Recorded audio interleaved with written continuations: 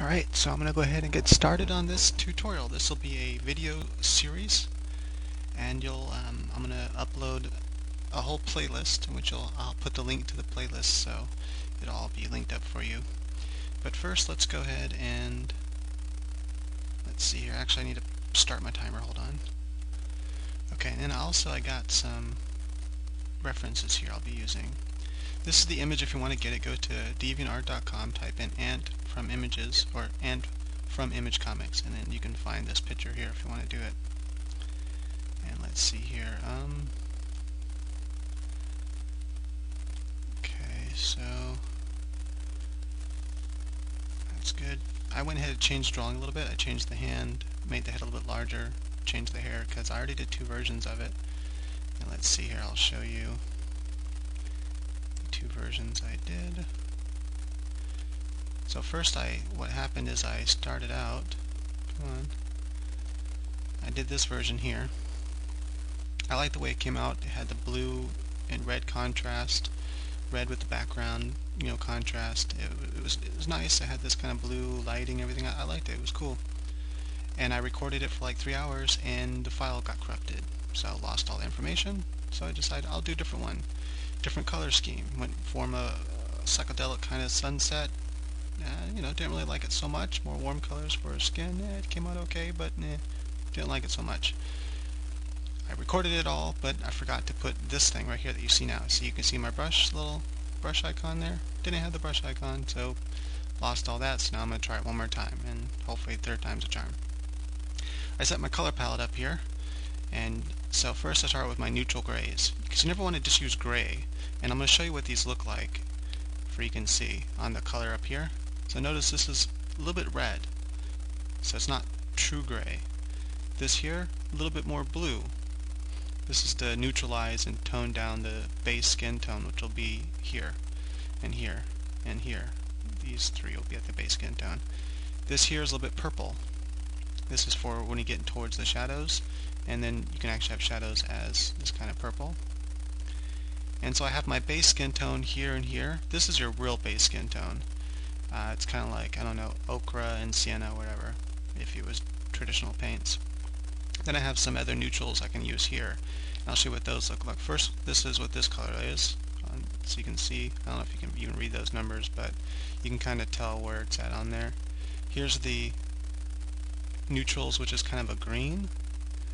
And I don't know if I'll be using that neutral, but it works. Neutral, kind of a neutral gray, neutral gray, neutral gray. So these are more skin tone neutral grays. Here's a lighter highlight. Maybe you can use a lighter one. This will be for like your lips and then your nose, cheeks area, as it just kind of gets redder as it goes that way. And then I have my water I'll be using, my balloons maybe. Anyway, so that's my color palette, and let's go ahead and get started then. Probably start with water background. Here's a color wheel, and you can get this online for free. Type in real pigment color wheel, and you should be able to find this image. You might have to like hit print screen to get it, and then paste it, and then cut it down like I did. But anyway, so this is very cool. And these true opposites, if you put them in Photoshop, that's how I got those neutral grays.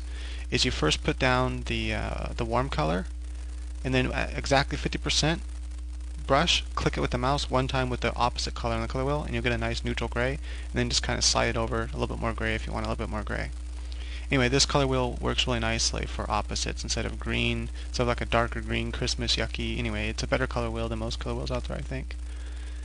Okay, so let's go ahead and get started then. So first I pick my brush, and I use Rob's brushes. I'm going to start with Rob's Basic. I do most of my painting with Rob's Basic.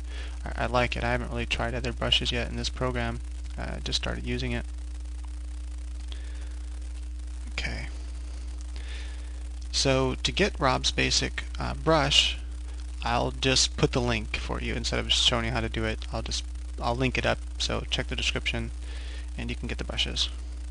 Okay, so first I'm going to start out with this kind of sea green color, and maybe something more like around there. And I'm going to start out my background canvas layer. I'm going to set this to multiply, the drawing layer to multiply. That way you can see through it. And I'm going to put this color maybe in the middle.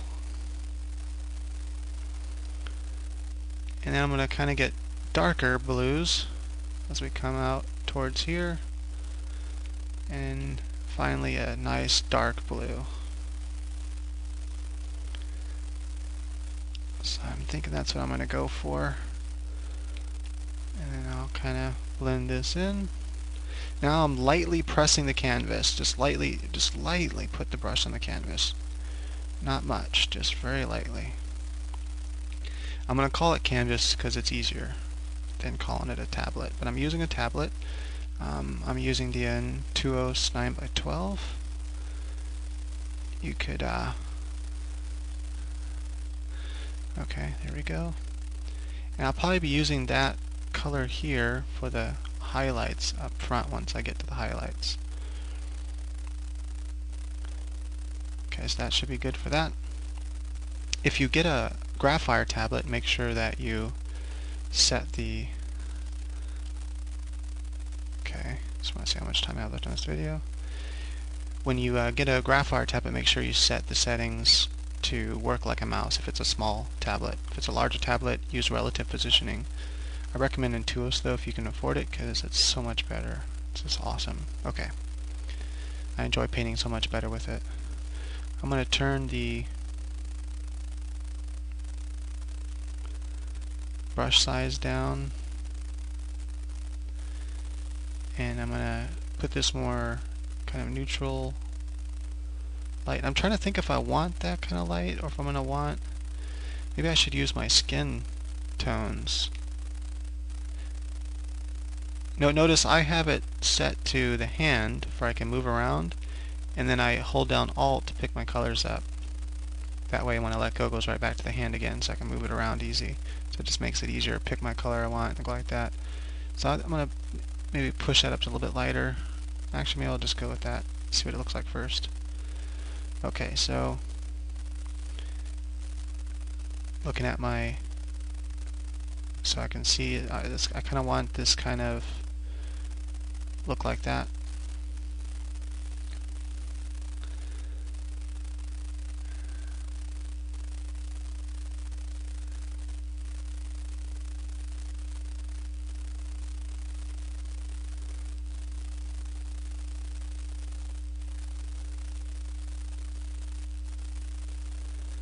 I'm going to get a larger brush.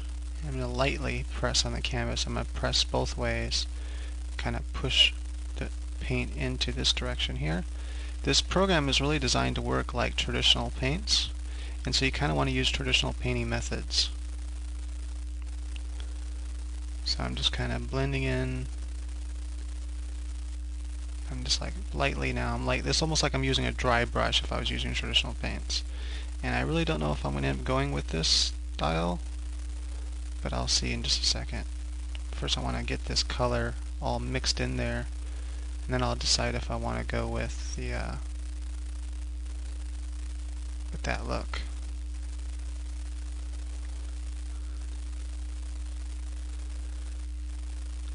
This is where the lights are going to be hitting. I'll use this color now. I just kind of brush right over it now with the blue.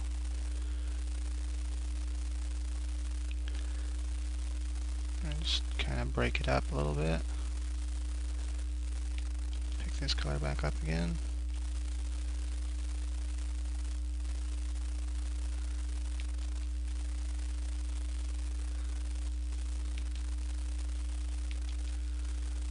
And like I said, I don't know if I'm going to want to go with